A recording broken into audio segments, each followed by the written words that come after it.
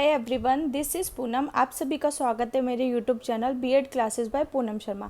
आज के सेशन में हम बात करने वाले हैं BEd first year contemporary Indian education paper 2 के इम्पॉर्टेंट क्वेश्चन। ठीक है, यूनिट वाइज हम इसमें पूरी बुक के यूनिट वाइज इम्पॉर्टेंट क्वेश्चन करेंगे। ठीक है, आज जो हमारा यूनिट 1 से इम्पॉर्टेंट क्वेश्चन लेके आई हूँ मैं। ठीक है, जो भी स्टूडेंट मेरे चैनल पे नए हैं जल्दी से लाइक एंड सब्सक्राइब कर दीजिए और अपने ग्रुप में शेयर कर दीजिए। ठीक है, चलिए पेपर 2 हम डिस्कस करते हैं। कंटेम्प्रेरी इंडियन एजुकेशन यूनिट 1 से पहला क्वेश्चन है आपका, क्या है एनपीई क्या है 1968 1986। इसमें ये आपका शॉर्ट और लॉन्ग दोनों में आ सकता है। आपको ये बताना है कि एनपीई है क्या और उसके रिकमेंडेशन क्या है, उसमें क्या क्या सुझाव दिए। ठीक है, क्वेश्चन नंबर सेकंड है आपका आरटीई क्या है, राइट टू एजुकेशन क्या है 2009, शिक्षा का अधिकार क्या है।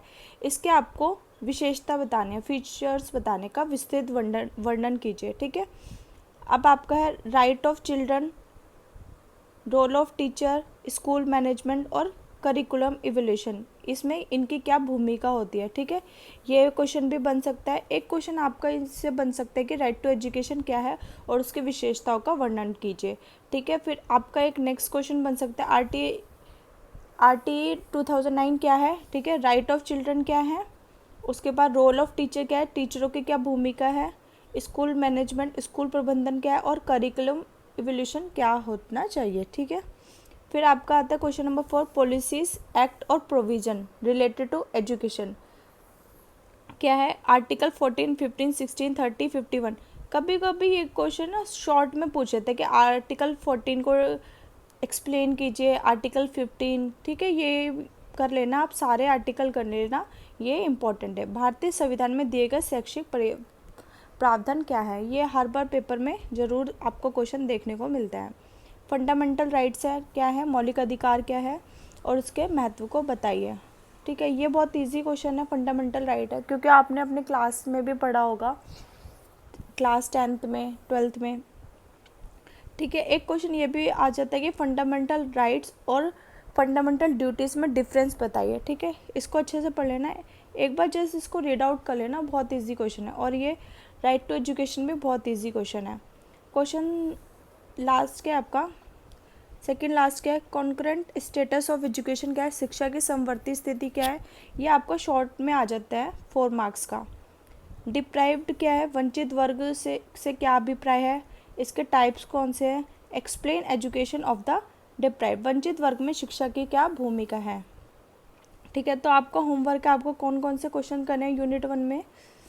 ठीक है, पहला आप ये एनपीई कर लेंगे और राइट टू एजुकेशन भी करेंगे और एक ये वाला और डिप्राइव। ठीक है, ये क्वेश्चन करने हैं, इसको जस्ट रीड आउट कर लेना और एक बार देख लेना कि आर्टिकल 14 में क्या होता है, आर्टिकल 15 में क्या है, 16 में क्या है। ठीक है, सेम 30 51 में क्या है। ठीक है, ये आपके इंपॉर्टेंट क्वेश्चन। चलिए यूनिट 2 देखते हैं, यूनिट 2 में से कौन कौन से इंपॉर्टेंट क्वेश्चन है हमारे यूनिट 2 के। पहला क्या है, SEC सेकेंडरी एजुकेशन कमीशन क्या है, ये सेकेंडरी एजुकेशन कमीशन किसने दिया था, मुदालिया ने दिया था। इंडियन एजुकेशन कमीशन ये किसने दिया था, कोठारी ने दिया था। NCF 2005 फ्रेमवर्क क्या है। ठीक है, इसमें आपको क्या बताना है, रिकमेंडेशन क्या दिए थे मुदालिया ने और कोठारी ने भी क्या रिकमेंडेशन देते हैं और इसकी क्या विशेषता है। ठीक है, फिर आपका ये सेम NCF 2005 क्या है, इसकी ज़रूरत क्यों पड़ी, नेशनल करिकुलम फ्रेमवर्क राष्ट्रीय पाठ्यक्रम निर्माण क्या है। ठीक है, इसकी आवश्यकता क्यों पड़ी, इसकी विशेषता क्या है और इसके उद्देश्य क्या है। ये आपका शॉर्ट और लॉन्ग में पूछ सकता है। अगर शॉर्ट में पूछेगा तो 4 मार्क्स का होगा, लॉन्ग में होगा तो 16 मार्क्स का होगा। उसी के अकॉर्डिंग आपको आंसर लिखना है जितने मार्क्स का वो है। अगर आपका 4 मार्क्स का है तो आप 2 पेजेस लिख दीजिए, सफिशेंट है। ठीक है, अगर 16 मार्क्स का है तो आपको एटलीस्ट मिनिमम 5 से 6 पेजेस तो लिखने ही लिखने हैं।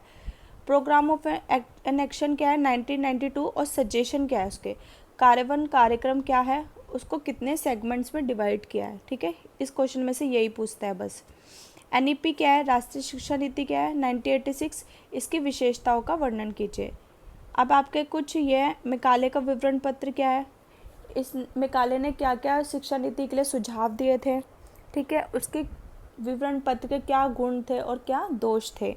इसी तरह सेम मिकाले के विवरण पत्र के बाद क्या आता है, वुड डिस्पैच आता है, वुड का घोषणा पत्र आता है। ठीक है, वुड के घोषणा पत्र में क्या सुझाव दिए, फिर उसके विवरण पत्र के क्या गुण थे और क्या दोष थे। ठीक है, फिर आपका आता है आचार्य राममूर्ति कमेटी 1990 में। आचार्य राममूर्ति रिपोर्ट की क्या है। ठीक है, उन्होंने क्या सुझाव दिया और उनके रिपोर्ट की क्या विशेषता है। ठीक है, आप इनको कर लीजिए। जो मैं आपको बता रही हूँ इनमें से आप कौन कौन से क्वेश्चन करेंगे अपनी नोटबुक में। पहला क्वेश्चन है आपका programme of an action, NCF जरूर कर लेंगे, ये भी रीड आउट कर लेंगे। इसको जस्ट एक बार पढ़ लेना। ठीक है, ये मैंने अपने यूट्यूब पे करा रखा है, आप उसको एक बार देख लेना। एनईपी भी कर लेना। ठीक है, इसको आप अपनी नोटबुक में, आज का होमवर्क है आपको 5 से 6 पेजेस आपको लिखने हैं किसी टॉपिक पे। अगर आपको आंसर लिखने में दिक्कत है या कुछ है तो मैं जल्दी अपने यूट्यूब पर आंसर सीरीज़ लेकर आऊँगी। ठीक है, ये आंसर सीरीज उन्हीं बच्चों को मिलेगी जिन्होंने मेरे चैनल को सब्सक्राइब करा है। तो प्लीज़ जल्दी से मेरे चैनल को सब्सक्राइब कर दीजिए और लाइक एंड शेयर ज़रूर कीजिए। चलिए, यूनिट 3 से हम इम्पॉर्टेंट क्वेश्चन देख लेते हैं। पहला मोस्ट इम्पॉर्टेंट क्वेश्चन है, वोकेशनलाइजेशन ऑफ एजुकेशन क्या है, शिक्षा के व्यवसायीकरण क्या है, इसका मीनिंग बताइए, अर्थ बताइए, इम्पोर्टेंस क्या है, इसकी महत्व क्या है और कौन कौन सी समस्याएं हैं उसका वर्णन कीजिए और कौन कौन से सुझाव दिए और इसको कैसे लागू किया गया व्यवसायीकरण को। ठीक है, इसमें से ये पूछता है आपके इस क्वेश्चन में से, इम्पॉर्टेंट है ये। पहला क्या, एलपीजी क्या है। ठीक है, ग्लोबलाइजेशन में कौन कौन से इशू है, इसकी ज़रूरत क्यों पड़ी और इसका महत्व क्या है, इसको कर लेंगे आप।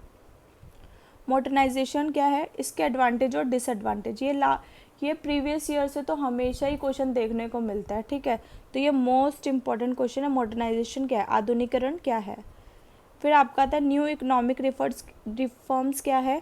ठीक है, इसके इम्पैक्ट क्या है एजुकेशन में, शिक्षा में इसके क्या प्रभाव है न्यू इकोनॉमिक रिफॉर्म्स में। फिर आपका आता है universalisation of elementary education, primary शिक्षा का सार्वभौमिकरण क्या है, इसकी व्याख्या कीजिए, इसको एक्सप्लेन कीजिए।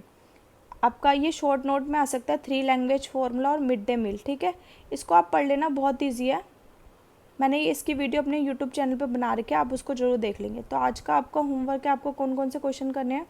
फर्स्ट क्वेश्चन इज वोकेशनलाइजेशन क्या है, एलपीजी जरूर कर लेना। और आपका आ गया एक यूनिवर्सलाइजेशन ऑफ एलिमेंट्री स्कूल, ये कर लेना, ये आपको पढ़ लेना है बस। ठीक है, जस्ट रीड आउट। चलिए, मॉडर्नाइजेशन क्या है, इसके एडवांटेज और डिसएडवांटेज कर लेना। आज का होमवर्क है और आपको 5 से 6 पेजेस में लिखना ही लिखना है। चलिए, यूनिट 4 से हम इम्पॉर्टेंट क्वेश्चन देख लेते हैं। बस यूनिट 4 से 4 ही क्वेश्चन इंपॉर्टेंट है, इन्हीं को कर लो, यही क्वेश्चन हर बार रिपीट होता है बीएड में। ठीक है, चलिए, पहला क्वेश्चन क्या है, न्यू इकोनॉमिक रिफॉर्म्स क्या है, जो अभी मैंने यूनिट 3 में भी आपको बता दिया है। Describe their impact on education. ठीक है, नए आर्थिक सुधार क्या है, शिक्षा पर क्या प्रभाव है नए आर्थिक सुधार का, उसको एक्सप्लेन कीजिए, वर्णन कीजिए। तकनीकी सशक्तिकरण में शिक्षा की क्या भूमिका है, discuss the role of education in technological development. Short note में आपको ये 2 क्वेश्चन मिल जाएंगे देखने को। डेमोक्रेसी एंड एजुकेशन क्या है, प्रजातंत्र तथा शिक्षा क्या है, इसका एक्सप्लेन कीजिए। कल्चर क्या है, संस्कृति क्या है और शिक्षा कैसे प्रभावित करती है संस्कृति को। ठीक है, संस्कृति शिक्षा को कैसे प्रभावित करती है। तो आज के होमवर्क में आपको ये चारों ही क्वेश्चन करने हैं, बहुत ईजी है। ठीक है, किसी भी बच्चे को इन आंसर को लिखने में दिक्कत है कि बीएड में हम अपने आंसर कैसे लिखें, ठीक है, मैं अपने यूट्यूब चैनल पे जल्दी आज ही से ही आंसर सीरीज शुरू कर रही हूँ। ठीक है, आज सबसे पहले चाइल्डहुड एंड ग्रोइंग अप की यूनिट 1 की आंसर सीरीज़ आ जाएगी, तो ये उन्हीं को मिलेगी जिन्होंने मेरे चैनल को सब्सक्राइब कर लिया। तो जल्दी से मेरे चैनल को सब्सक्राइब कर लें और अपने फ्रेंड्स के साथ ज़रूर शेयर करें। अगर आपको मेरा वीडियो पसंद आता है तो प्लीज़ लाइक, सब्सक्राइब और शेयर ज़रूर करें। Thanks for watching.